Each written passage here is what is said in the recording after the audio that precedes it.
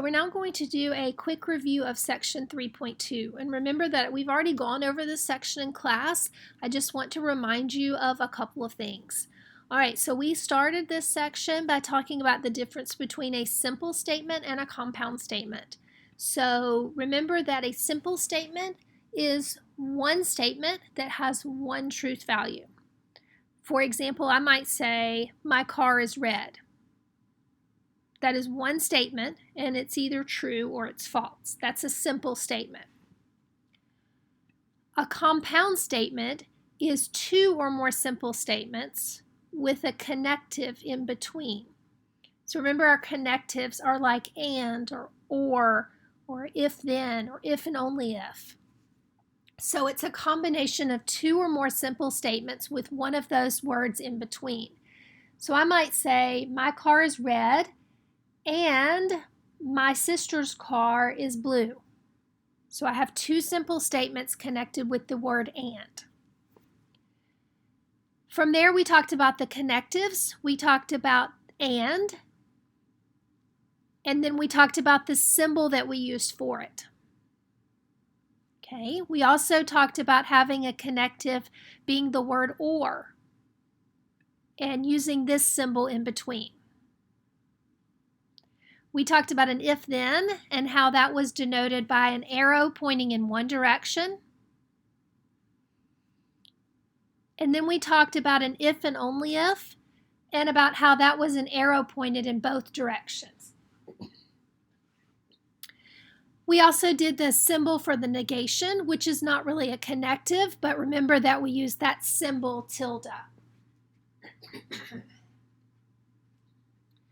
So the first thing that we did in terms of working problems was that we took a compound statement and we translated it into symbols.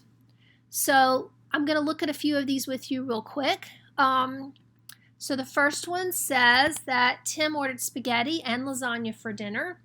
We would want to break this up into two simple statements. So the first simple statement, which I'm going to call P, is that Tim ordered spaghetti for dinner. And then the second simple statement is that Tim ordered lasagna for dinner. And remember that we just use P and Q commonly as the letters. There's nothing special about those two.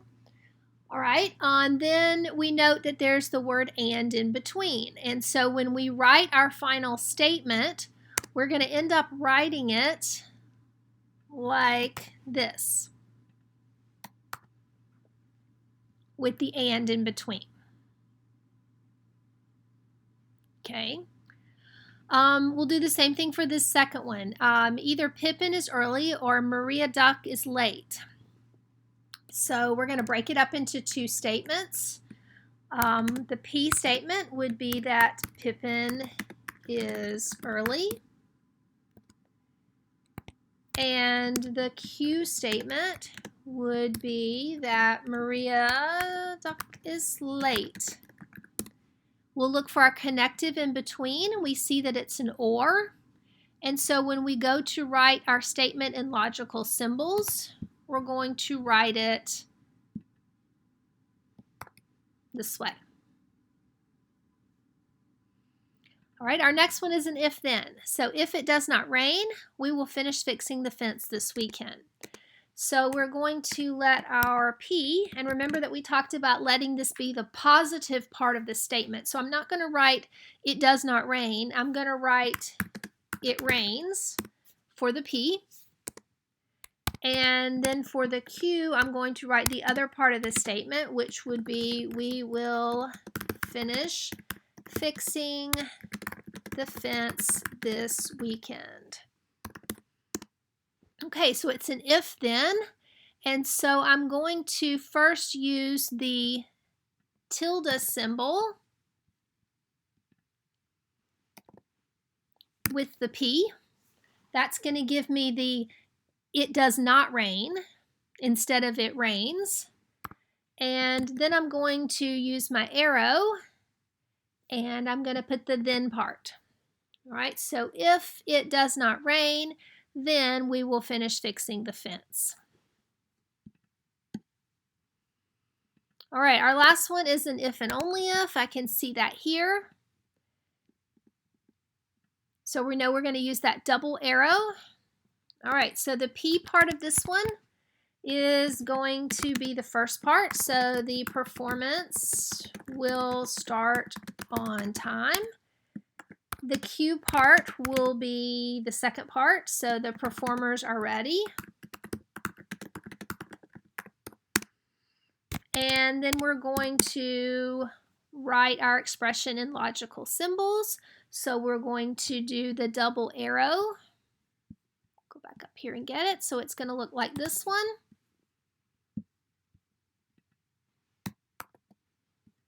And our answer will look like that.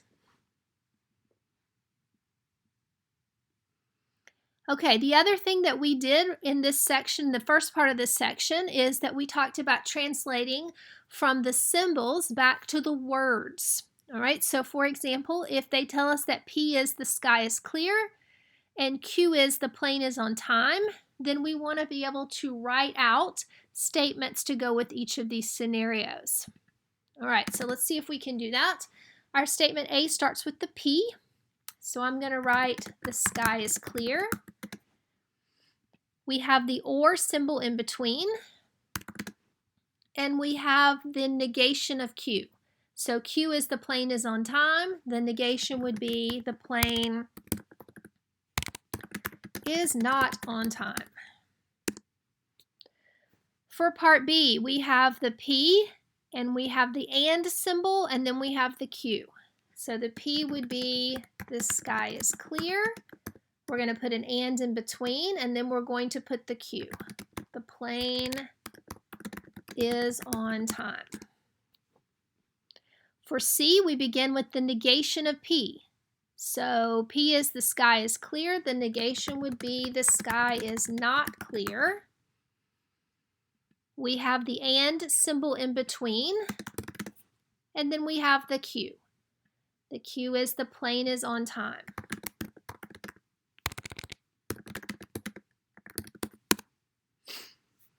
For part D, we start with, and this is an if-then statement, so we start with if P. So if the sky is clear, then, and our then part is going to be the negation of Q. So Q is the plane is on time, the negation is the plane is not on time. And finally, E is an if and only if. So we begin with the negation of P. So the sky is not clear. If and only if. And then the other part is the Q. The plane is on time.